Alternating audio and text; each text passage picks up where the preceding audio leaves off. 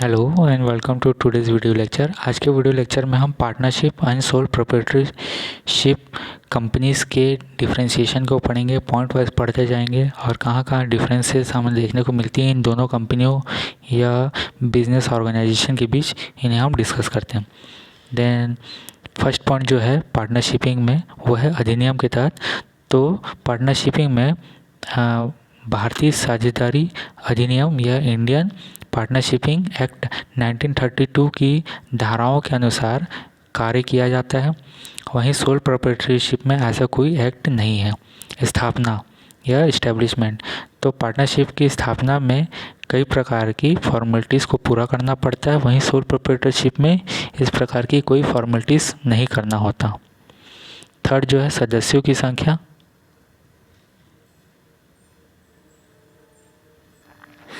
सदस्यों की संख्या, तो पार्टनरशिपिंग में दो या दो से अधिक समान या जनरल बिजनेस में के लिए हो सकते हैं और इसमें मैक्सिमम जो है 20 हो सकते हैं।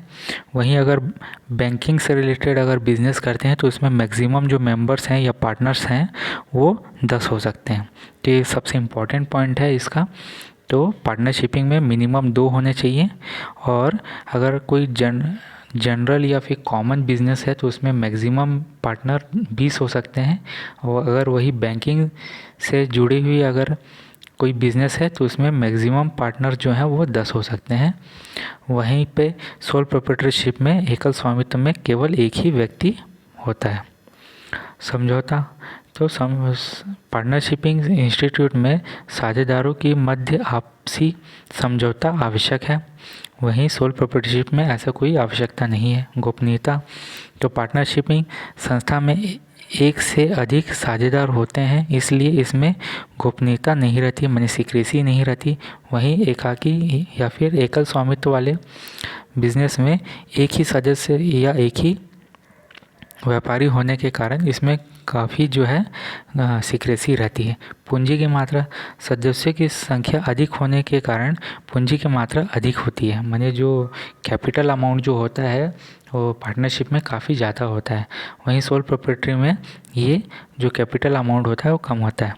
एरिया, तो पार्टनरशिप का जो एरिया जो है वो काफ़ी एक्सपेंडेड होता है, वो कहीं भी अपने बिज़नेस को इस्टेब्लिश कर सकते हैं। वहीं सोल प्रोप्राइटरशिप का जो एरिया होता है वो क्या होता है, लिमिटेड होता है, वो रीजनल एरिया पे ही काम करते हैं।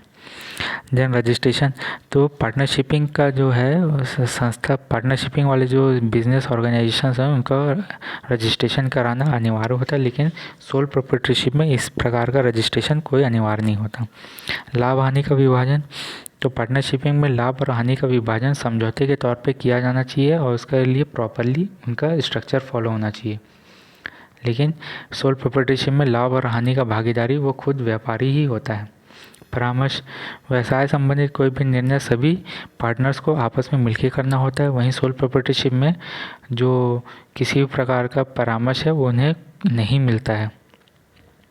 हित का हस्तांतरण, तो पार्टनरशिप किसी अन्य को हित का हस्तांतरण नहीं कर सकता या और वहीं पे सोल प्रोप्राइटरशिप में हित का जो हस्तांतरण है पूरी तरीके से स्वतंत्र होता है, वो अपने बिजनेस को कहीं भी दूसरे को दे सकता है। देन उत्तराधिकार, मृतक साझेदारों के उत्तरदायित्व को फर्म के साझेदार मानना आवश्यक नहीं। माने जो अगर कोई पार्टनर अगर डेथ कर जाता है तो उस केस में उसके जो नॉमिनीज़ होते हैं उसको पार्टनर बनाना आवश्यक नहीं होता। लेकिन सोल प्रोप्राइटरशिप में उसके मृत्यु के बाद, उस व्यापारी की मृत्यु के बाद उसका अधिकारी जो है उसके नॉमिनीज़ को मिलता है। मैनेजमेंट, तो पार्टनरशिप में सभी जो पार्टनर्स होते हैं तथा सबकी ओर से कोई एक फर्म का प्रबंध कर सकता है, माने कोई भी पार्टनर मैनेजमेंट का कार्य कर सकता है। इसमें जो सोल प्रोप्राइटरशिप में जो प्रबंधन या मैनेजमेंट का कार्य है वो खुद व्यापारी ही अकेला करता है। और समापन, तो इसके लिए कुछ समय लगता है क्योंकि कुछ वैधानिक औपचारिकों का पालन करना पड़ता है। माने अगर इस पार्टनरशिपिंग बिज़नेस को अगर बंद करना है तो उन्हें कुछ लीगल फॉर्मेलिटीज़ कंप्लीट करनी होती है। वहीं पे सोल प्रोप्राइटरशिप में इस प्रकार का कोई फॉर्मेलिटीज़ करने की आवश्यकता नहीं होती है। तो ये कुछ 14 डिफरेंट पॉइंट है जिसमें हमने पार्टनरशिपिंग और सोल प्रोप्राइटरशिप से रिलेटेड डिफरेंसेस को पढ़ा है। ये एग्ज़ाम पॉइंट ऑफ व्यू से बहुत इंपॉर्टेंट है। तो आज के वीडियो लेक्चर में इतना ही। Thank you.